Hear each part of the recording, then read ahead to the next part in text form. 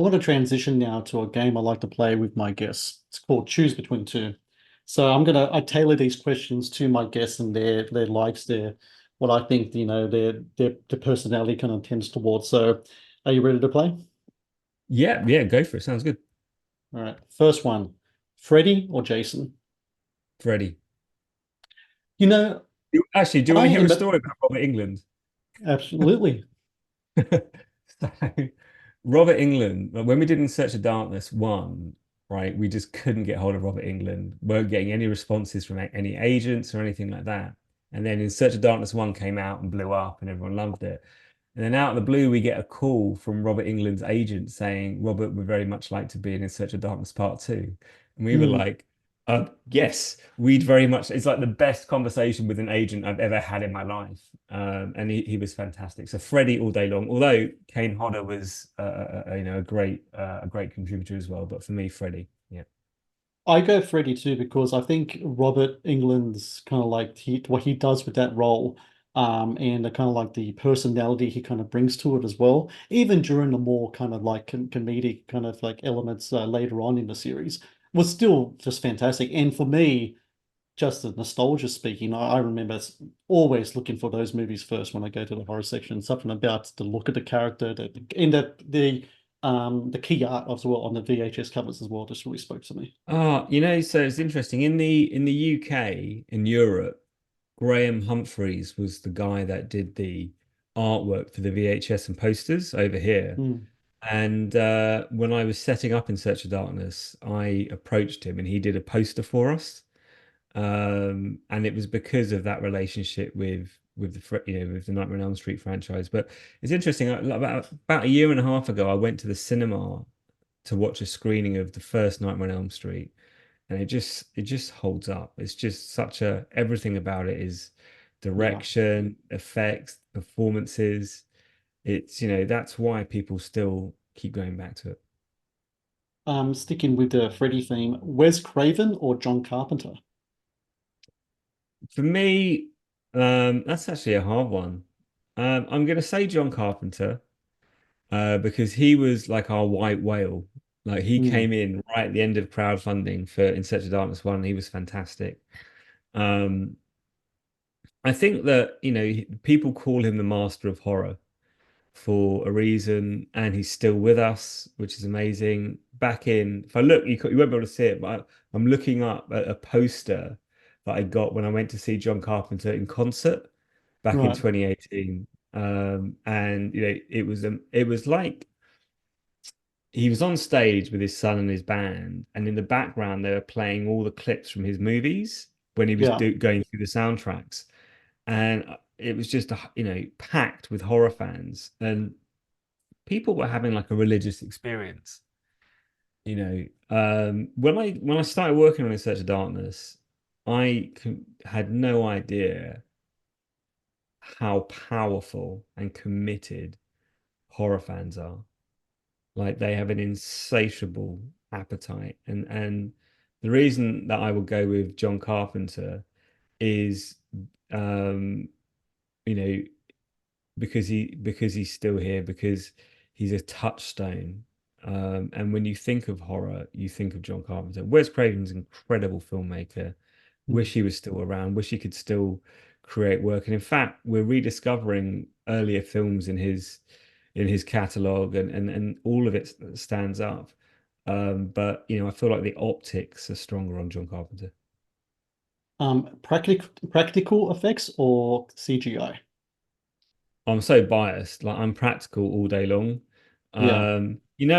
Like with the person I would love to interview most in the world for one of our projects is Rob Bottin, Okay. who did the effects on The Thing.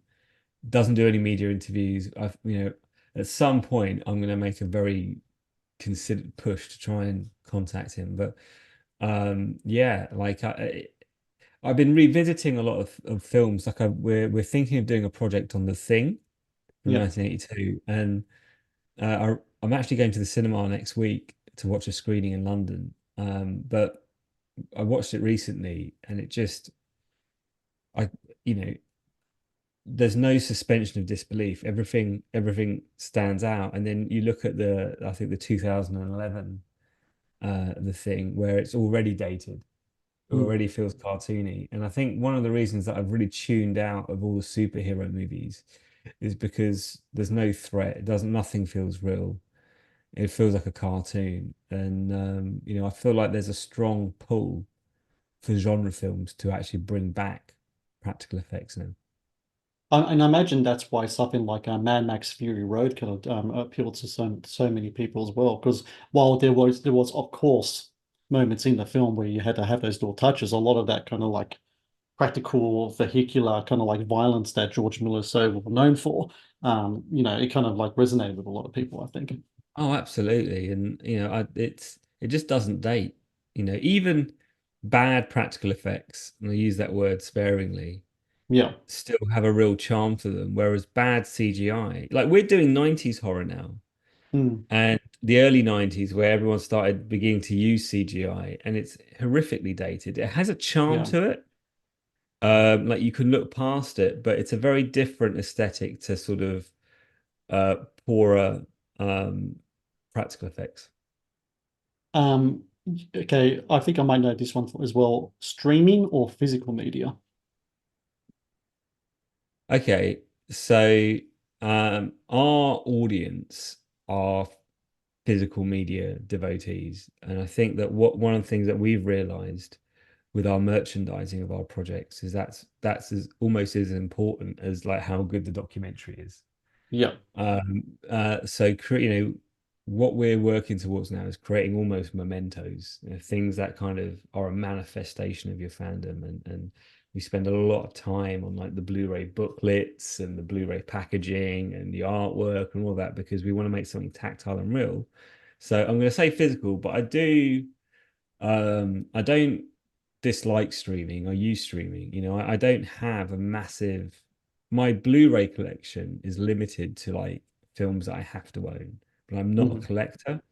But I have a Plex library of content that is brilliant when to have it on demand. Like if I'm on holiday, I can just watch any of my favorite movies immediately. So I think that's huge. I think the challenge now, and I think one of the reasons that we've been able to be successful is there is a kind of disconnect between the audience and what they're watching because there's nothing tangible, because cinema audiences is down, and because you can just watch stuff and consume stuff easily over the internet. That connection isn't as strong as it used to be, and that's a shame. I think the pendulum will start to swing the other way. The same way that vinyl made a comeback, I do believe physical media will make a comeback. But also, when we look at our demographics, our age group, 35 to sort of 55, right? We're the ones that buy physical media. Yeah. We're doing our first horror gaming project where it's skewed to a younger audience, and they're less inclined for physical media because they've grown up in that um, kind of internet limitless environment. Last one, popcorn or candy when you're at the cinema? I'm not a popcorn guy at all. My wife loves popcorn. I'm a candy guy all day long. And I still haven't, I'm still greedy. So I end up buying too much and like 20 minutes into the film feeling a bit unwell because I kind of Yeah. scoffed it all. But there's something really great. Like going to the IMAX in London. What did I go and see? I went to see the new Godzilla movie Yeah. at the iMac. It was fantastic. And I kind of smashed pick and mix, for the first 20 minutes of that. It was great. Thank you for watching the Matt's Movie Reviews channel. Please subscribe for more reviews, podcast interviews, and exclusive content.